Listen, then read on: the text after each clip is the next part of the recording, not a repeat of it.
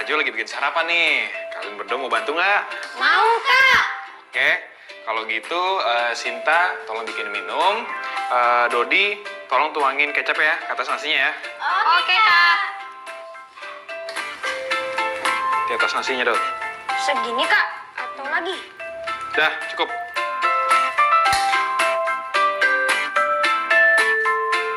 Selesai deh. Nih.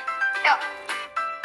Oh iya, sebelum kita makan, sekarang kita sapa dulu ya teman-teman di rumah. Hampir aja lupa. Halo teman-teman kelas 3 di rumah, ketemu lagi sama Kak Jo. Sinta dan Dodi. Pastinya di Belajar dari Rumah. Oh iya, halo juga untuk Ayah dan Bunda Hebat. Terima kasih sudah selalu menemani teman-teman kelas 3 belajar dari rumah ya. Nah, kita baru aja selesai bikin sarapan nih buat Ayah dan Bunda. Sekali-sekali kita yang masak ya. Teman-teman di rumah, udah sarapan? Belum? Wah, sama dong. Kita juga masih nunggu sama Bunda nih. Tapi sebelum itu lagi, kita sekarang berdoa dulu. Semoga apa yang kita pelajari hari ini bisa bermanfaat untuk kita semua. Berdoa menurut keyakinan masing-masing, dimulai.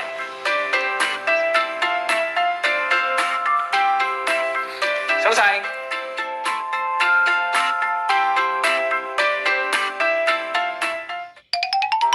Nah, teman-teman, sekarang kita akan melakukan percobaan ya untuk mengetahui sifat benda cair.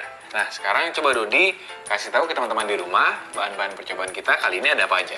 Di atas meja ini ada 2 buah penggaris, 2 kain lap, 4 gelas, 2 mangkok, dan juga ada susu, saus tomat, madu, dan minyak, Kak. Oke, itu tadi bahan-bahan yang ada di atas meja kita. Teman-teman bisa ikut mencoba juga ya. Silakan gunakan bahan-bahan yang ada di rumah. Tidak perlu persis seperti yang ada di sini ya. Oh iya, jangan lupa hasil dari percobaan ini perlu teman-teman catat di buku ya. Dodi dan Sinta juga catat di buku catatan masing-masing ya. Buatlah dalam bentuk tabel seperti ini.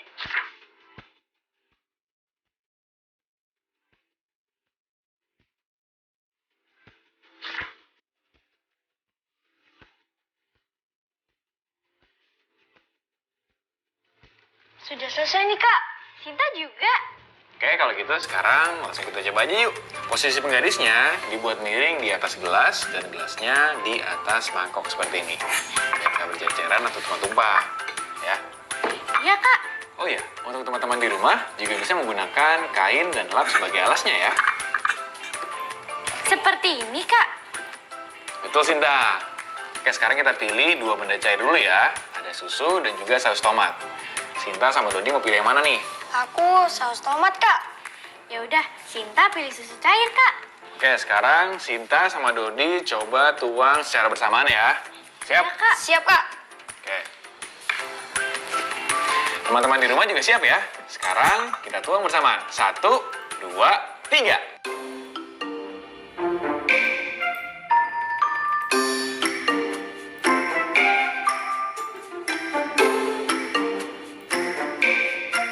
Wah, ternyata susu mengalir lebih cepat daripada saus tomat ya? Ya, artinya susu lebih encer dari saus tomat kan, Kak? Betul, Dodi. Susu cair adalah benda cair yang bersifat encer. Sedangkan kalau saus tomat adalah benda cair yang bersifat kental. Makanya susu mengalir lebih cepat daripada saus tomat. Nah, sekarang coba ditulis dulu di tabel masing-masing ya. Teman-teman di rumah, bagaimana? Sudah mencoba? Silakan tulis hasilnya di buku masing-masing ya.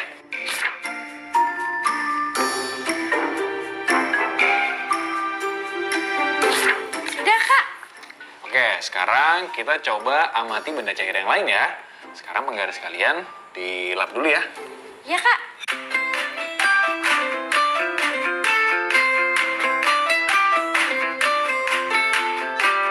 Sudah? Sudah, Kak. Oke, sekarang kita akan coba benda cair selanjutnya. Dodi sama Sinta mau pilih yang mana nih? Kita masih ada 2 benda cair. Ada minyak goreng dan juga ada madu. Sinta madu, Kak. Ya udah kalau gitu, Dodi minyak, Kak. Oke.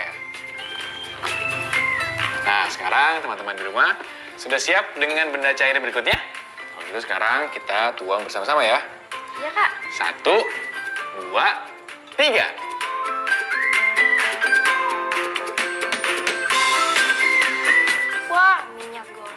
mengalir lebih cepat Kak daripada madu. Iya Kak, berarti minyak jenis benda cair yang bersifat encer. Kalau madu jenis benda cair yang bersifat kental. Wah, betul sekali Sinta. Hebat.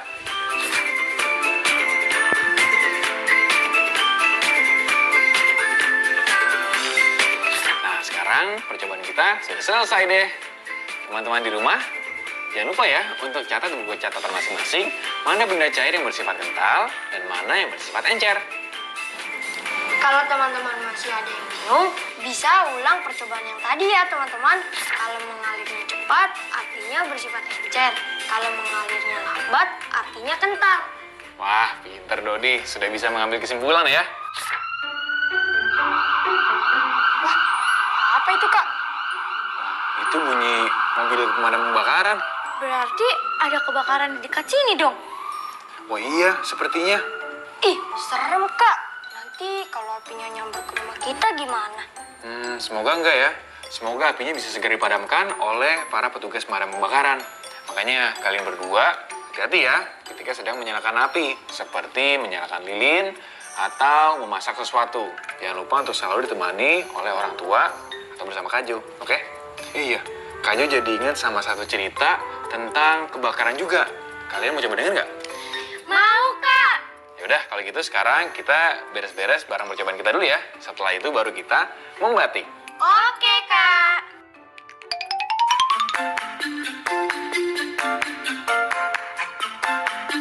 Membatik kita hari ini judulnya adalah Kebakaran di Kota Mainan. Wah, kasihan mainannya. Sinta jadi sedih. Kalau Dodi jadi penasaran Kak. Ayo kita baca. Oke, kalau gitu teman-teman di rumah simak juga ya. Sekarang kita akan membatik. Membaca itu Asik.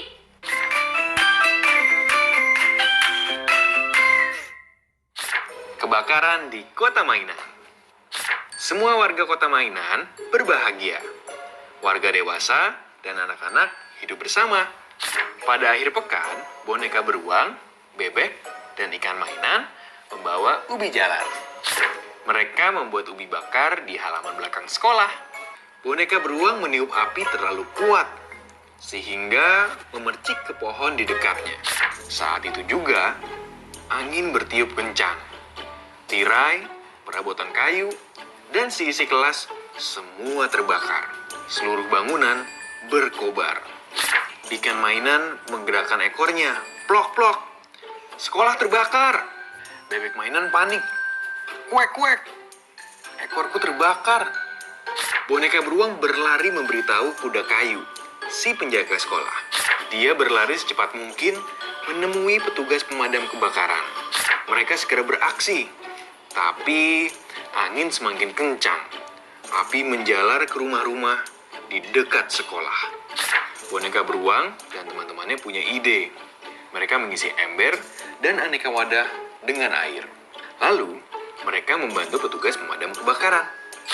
Api dipadamkan. Tapi, apa itu? Terdengar teriakan dari dalam kelas. Seorang petugas pemadam kebakaran berlari cepat ke kelas. Dia hanya melihat balok-balok kayu yang terbakar. Dia merasa ada orang yang dalam bahaya. Dia melihat ke sekeliling dan berteriak, "Ada orang di sini!" Dia melihat ekor berwarna hijau menyembul dari balik meja. Kuda kayu pingsan karena banyak menghirup asap. Petugas pemadam kebakaran membungkusnya dengan selimut basah. Kemudian membawa kuda kayu keluar ruangan. Akhirnya, api padam sepenuhnya. Warga Kota Mainan membersihkan sekolah. Mereka juga memperbaiki meja, kursi, untuk persiapan tahun ajaran baru. Seminggu kemudian, boneka beruang, bebek, dan ikan mainan pergi ke sekolah. Ibu guru meminta petugas pemadam kebakaran datang ke sekolah. Mereka mengajak anak-anak belajar pencegahan dan penanganan kebakaran. Sekarang, Kota Mainan sudah kembali seperti biasa. Nah, itu dia tadi pembatik kita hari ini. Bagus nggak ceritanya? Berjudul Kebakaran di Kota Mainan. Bagus Kak, ceritanya menegangkan. Coba kalau gitu sekarang, ada nggak nih yang bisa menceritakan apa yang terjadi di Kota Mainan tadi? Sinta, Dodi, dan teman-teman di rumah, masih ingat kan? Sinta ingat kak, di kota mainan terjadi kebakaran hebat di sekolah. Ikan dan bebek berlarian karena ekornya terbakar. Namun kebakaran itu bisa dipadamkan oleh pemadam kebakaran. Wah, bagus. Terus, apa sih yang terjadi di akhir cerita? Boneka beruang dan teman-temannya mengisi ember dan beberapa wadah lain dengan air. Lalu membantu petugas pemadam kebakaran, Kak. Wah, hebat, betul. Teman-teman di rumah juga masih ingat kan sama ceritanya? Oh iya, ngomong-ngomong, tadi ada nggak kosakata baru yang kalian temukan di bacaan tadi? Ada kak. Wah, kompak banget nih adik-adik Ajo nih. Kalau gitu, sekarang kita masuk ke kota baru. Kosakata baru.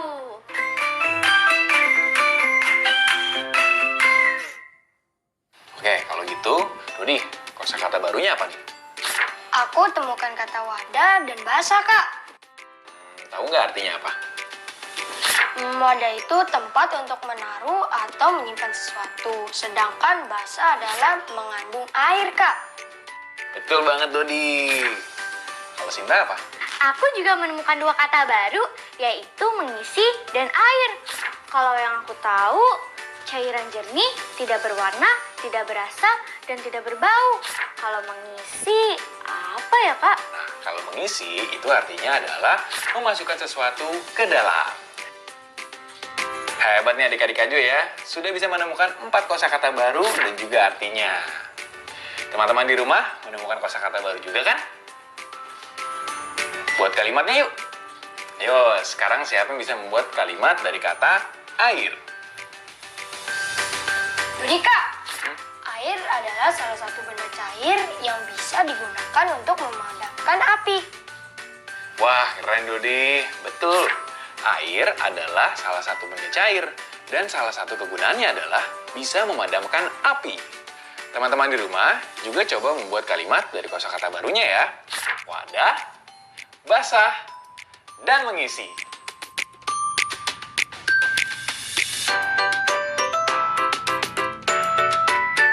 Apalagi ya kegunaan benda cair yang kalian tahu?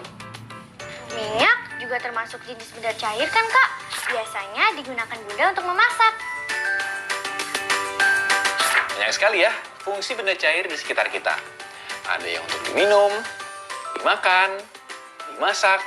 Ada juga yang digunakan untuk membersihkan piring dan gelas kotor, yaitu sabun cuci piring. Dan masih banyak lainnya. Nah, teman-teman di rumah, hari ini sudah menggunakan benda cair apa aja nih? Pastikan menggunakan sesuai dengan fungsinya ya.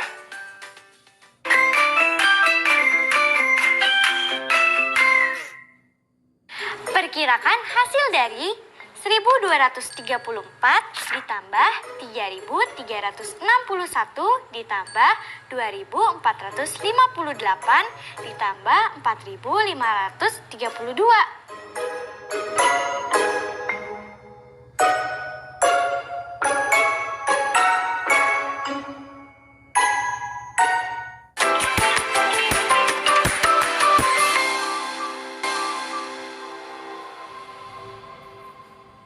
Bagaimana teman-teman? Sudah memperkirakan hasil penjumlahan tadi? Sekarang kita bahas ya.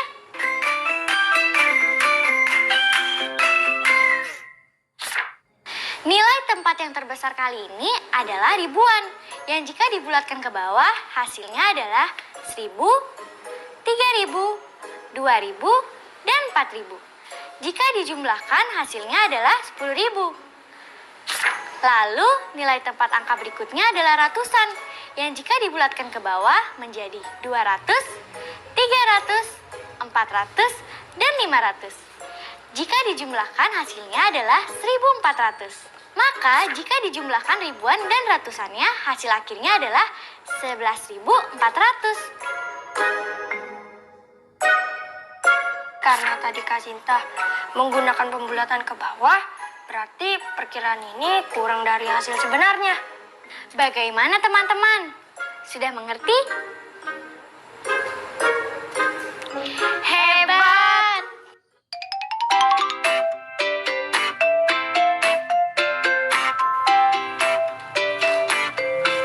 Bunda, ini pesanannya sudah Dodi belikan ya. Ada minyak, ada kecap, ada gula, sama tepung terigu. Wah, terima kasih ya Dodi ya. Nah, kamu tolong taruh di atas meja ya. Ya Bunda.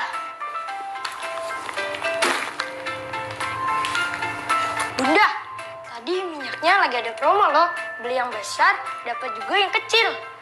Wah, beneran? Asik dong. Bunda, awannya udah jadi belum? Belum tuh. Gimana kalau kalian goreng sendiri? Ya udah nggak apa-apa kok. Dodi bantuin Kak Jo ya. Oke Kak Jo. Oke, kita pakai minyak yang kecil aja. Minyak yang kecil ini kira-kira ukurannya berapa ya Kak? Kalau di botol yang ini sih 1 liter ya. Mungkin kalau yang ini 1/4 liter. 1/4 liter itu seberapa bagian dari 1 liter Kak? Kalau itu kita harus pakai gelas ukur untuk mengetahuinya. Bunda punya gelas ukur nggak? Ada tuh di lemari, dekat gelas plastik ya. Oke, kalau gitu Kak Jo mau ambilin dulu gelas ukurnya. Dodi tunggu sini ya. Ya, Oke, sebentar ya. teman-teman punya gelas ukur juga di rumah. Kalau punya, bisa dicoba juga ya. Ini Kak Jo sekarang udah ambil 2 gelas ukur. Untuk membandingkan 1/4 liter itu ada berapa bagian dari 1 liter, kita harus tuangkan ke 2 gelas ukur ini.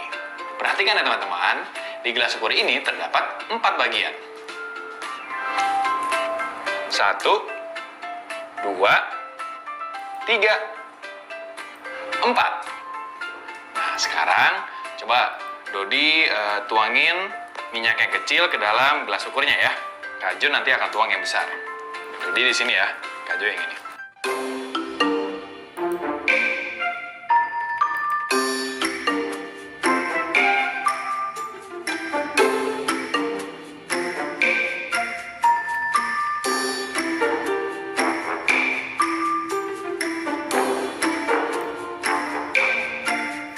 Wah, gelas ukur Dodi terisi sedikit sekali ya Kak. Nah, sekarang terlihat kan, minyak yang Dodi tuang ke gelas ukur sekarang hanya terisi 1 bagian dari 4 bagian yang ada di gelas ukur. Ini disebut dengan 1/4. Oh gitu cara menghitungnya ya Kak. 1 bagian dari 4 bagian artinya 1/4. Iya betul. Berarti sekarang kamu udah mengerti ya? Teman-teman di rumah juga sudah mengerti? Oke, kalau begitu, Kak Jo akan kasih 1 contoh penjelasan lagi ya. Tapi kita mau beresin dulu nih minyak gorengnya. Nanti Bunda nyariin lagi. Kita masukin dulu yuk ke dalam botolnya. Nah, sekarang ini soal selanjutnya ya. Teman-teman di rumah, masih ingat kan sama botol ini? Iya, ini adalah botol yang kemarin kita pakai. Lihat, sekarang sudah ditandai bagian setengah liternya. Hari ini kita akan mencari tahu di mana bagian 1/4-nya. Sini udah dibantuin Kak. Boleh. Rapiin gelasnya. Oke, sekarang kita akan pindahkan seluruh isi botol ini ke dalam 4 gelas ini. Ingat ya, botol ini berukuran 1 liter.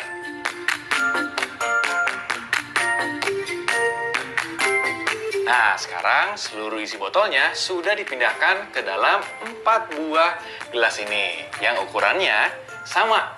Artinya, isi 1 botol sudah dibagi menjadi 4 bagian. Artinya, 1 gelas ini isinya merupakan 1/4 bagian dari 1 botol. Selanjutnya gimana Kak Jo? Oke, selanjutnya Kak Jo akan memasukkan isi salah satu gelas ini ke dalam botol ini untuk menunjukkan nilai 1/4-nya.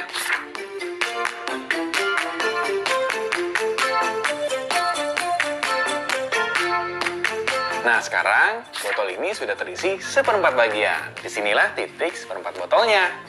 Oh gitu. Berarti sekarang kita beri tanda lagi ya Kak di bagian 1/4-nya. Iya betul. Nah, sekarang Kak Jo udah bawain spidol permanen nih. Kamu tandain sekarang ya.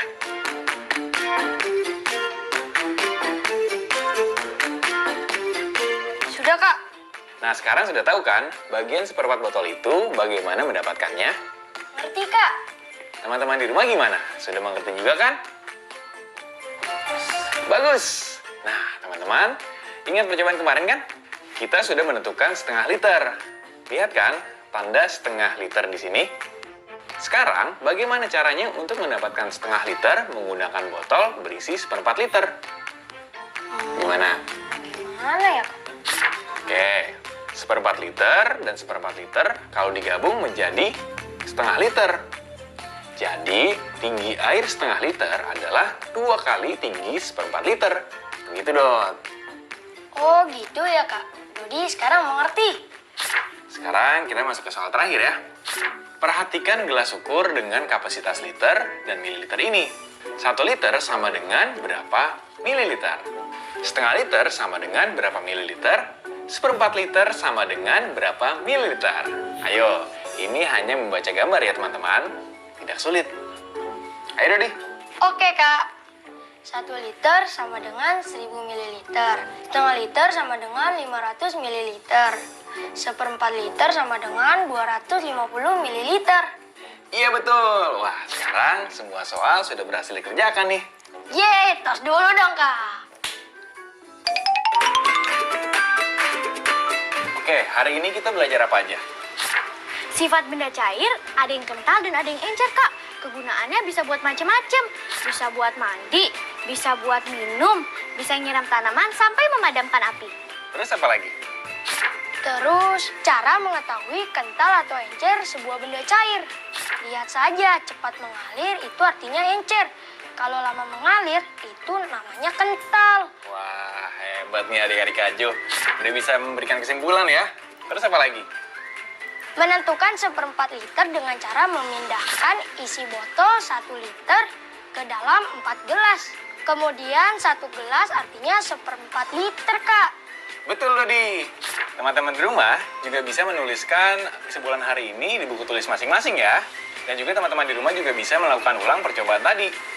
Jangan lupa untuk selalu minta bantuan ayah dan bunda atau orang dewasa lainnya. Jangan lupa dibersihkan juga ya setelahnya. Iya benar. Teman-teman di rumah, sampai di sini dulu ya perjumpaan kita di Belajar dari Rumah. Semoga apa yang kita pelajari hari ini bisa bermanfaat untuk kita semua. Sampai jumpa. Sampai jumpa!